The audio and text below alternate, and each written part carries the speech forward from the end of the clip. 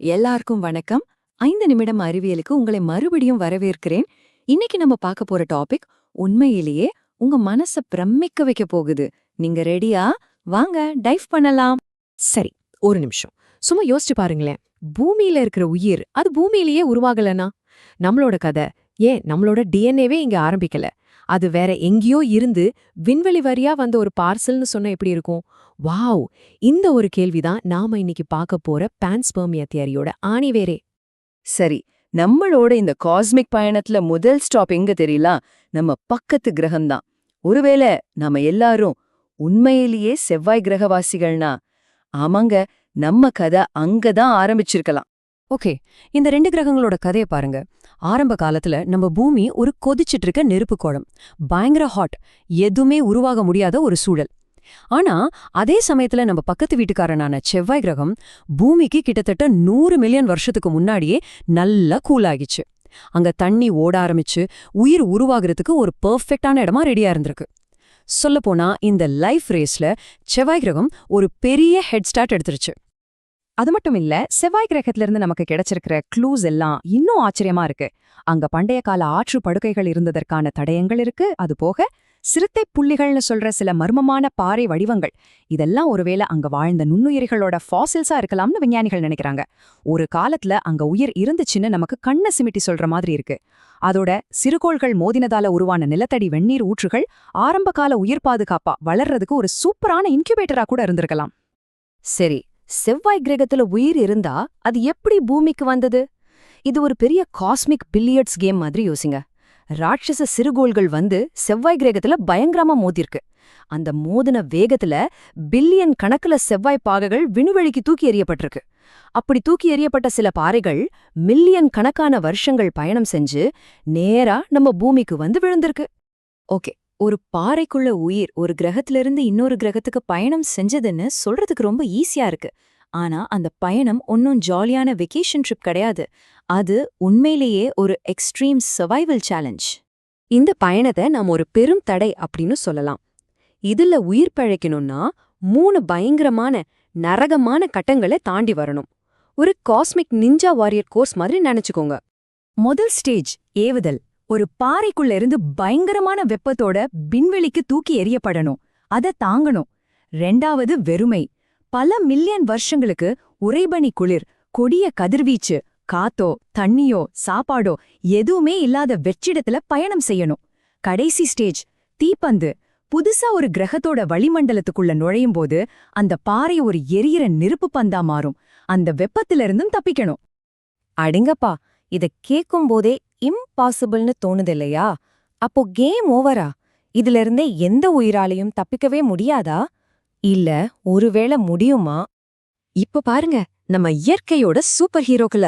Bacillus subtilis bacteria அந்த முதல் ஸ்டேஜான கொதிக்கிற வெப்பத்தை அசால்ட்டா தாங்கும். அடுத்து டாடிகிரேடுகள், அதாவது நீர்க்கரடிகள். இதுங்க விண்வெளியோட வெற்றிடத்தை சர்வ சாதாரணமா தாங்கி 2வது ஸ்டேஜ ஜெயிச்சிடும். ஆனா இந்த டீமோட ஹல்க் யாரு தெரியுமா? அதுதான் டீனோகாக்கஸ் ரேடியோடியூரன்ஸ்.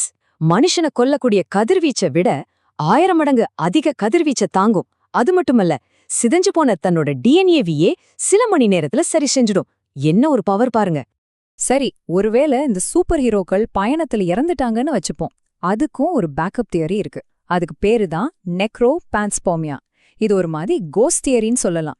அதாவது அந்த நுண்ணுயிரிகள் இறந்து போயிருந்தாலும் அவங்களோட டிஎன்ஏ துண்டுகள் அந்த பாறைகள் மூலமா பூமிக்கு வந்து சேர்ந்திருக்கலாம்.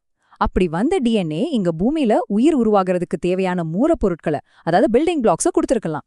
ஒரு விதத்துல பார்த்தா நம்ம கதை ஆரம்பிக்கிறதுக்காக அந்த உயிர்கள் தங்களையே தியாகம் செஞ்சிருக்கு. இதுவரைக்கும் நம்ம சூரிய குடும்பத்துக்குள்ள நடந்த பயணத்தை பத்தி பார்த்தோம். சரி, இப்போ இன்னும் கொஞ்சம் பிரம்மாண்டமா யோசிக்கலாமா? வாங்க, நட்சத்திரங்களுக்கு இடையேயான ஒரு பெரிய இன்டர்ஸ்டெல்லார் ஹைவேக்குள்ள போலாம். உண்மையில நம்ம சூரிய குடும்பமே ஒரு பிஸியான விண்கல் வர்த்தக நெட்வொர்க் மாதிரி தான். பில்லியன் கணக்கான வருஷங்களா பூமி, செவ்வாய், வீனஸ்னு கிரகங்கள் தங்களுக்குள்ள பாறைகளை மாத்தி மாத்தி அனுப்பிக்கிட்டே இருந்திருக்கு. இது ஒரு தொடர்ச்சியான பரிமாற்றம். ஆனா நம்ம சூரிய குடும்பத்தை விட்டு பக்கத்துல இருக்கிற அடுத்த நட்சத்திர கூட்டத்துக்கு போனனா தூரம் நினைச்சு பார்க்கவே முடியாத அளவுக்கு அதிகம். 40 ட்ரில்லியன் கிலோமீட்டர்கள். அப்பா, இந்த நம்பரை சும்மா யோசிச்சாலே தலை சுத்துது இல்லையா? இந்த பயணத்தை முடிக்க பல மில்லியன் வருஷங்கள் கூட ஆகலாம். ஆனா இவ்ளோ பெரிய தூரத்தையும் கடக்க இயற்கை கிட்ட சில வழிகள் இருக்கு. ஒரு 3 அடி தடிமனுள்ள பாறையே ஒரு அருமையான கதிர்வீச்சு கவசமா செயல்பட்டு உள்ள இருக்கிற உயிர்களை பல மில்லியன் வருஷங்களுக்கு பாதுகாக்க முடியும். அப்புறம் வால்மீன்கள், அதோட தடிமனான பனிப்படலம் ஒரு இயற்கையான ரேடியேஷன் ப்ரூஃப் ஸ்டார்ஷிப் மாதிரி செயல்படும். எல்லாத்துக்கும் மேல பல பில்லியன் வருஷத்துக்கு முன்னாடி நம்ம சூரியன் பிறந்த சமயத்துல நட்சத்திரங்கள் எல்லாம் ரொம்ப நெருக்கமா இருந்துச்சு. அதனால ஒரு ஸ்டார்ல இருந்து இன்னொரு ஸ்டாருக்கு பாறைகள் போறது ரொம்ப சுலபமா இருந்திருக்கும். சரி, இப்போ நல்லா கவனிங்க. நாம இப்ப பார்க்க போறதுதான் இந்த தியரியோட ரொம்பவே த்ரில்லான ஒரு சயின்ஸ் ஃபிக்ஷன் சினிமா மாதிரி இருக்க போற சில ஐடியாக்கள். உங்க கற்பனைய தட்டி விடுங்க, ஏன்னா நாம இப்போ ரொம்ப தூரம் போக போறோம். நாடோடி கிரகங்கள், அதாவது ரோக் பிளானட்ஸ் பத்தி யோசிச்சு பாருங்க. இதுங்க தன்னோட சூரியனை விட்டு பிரிஞ்சு தனியா விண்வெளியில பயணம் செய்யற கிரகங்கள். ஒரு பெரிய பிரபஞ்ச உயிர்காக்கும் படகு மாதிரி உள்ளுக்குள்ள சூடான உயிர் நிறைஞ்ச கடல்களை ரகசியமா சுமந்துகிட்டு நம்ம கேலக்சியே சுத்தி வந்தா எப்படி இருக்கும்? நினைச்சு பார்க்கவே பிரமிப்பா இருக்கு. இன்னும் ஒரு படி மேல போய் யோசிப்போமா? ஒருவேளை உயிர் பயணம் செய்யறதுக்கு ஒரு பாறையோ கிரகமோ தேவையே இல்லனா, சில நுண்ணுயிரிகள் ஒன்னா சேர்ந்து தங்களையே ஒரு பாதுகாப்பு கவசமா உருவாக்கி ஒரு வாழும் விண்வெளி குமிழி மாதிரி, ஒரு காஸ்மிக் பிளாங்டன் மாதிரி விண்வெளியில மிதன்னு போனா எப்படி இருக்கும்? இது உண்மையிலே மைண்ட் ப்ளோயிங் ஐடியா. சரி, இதுதான் எல்லாத்தையும் விட பெரிய ட்விஸ்ட். இயக்கப்படும் பான்ஸ்பெர்மியா. அதாவது பூமியில உயிர் உருவானது ஒரு விபத்து கிடையாது.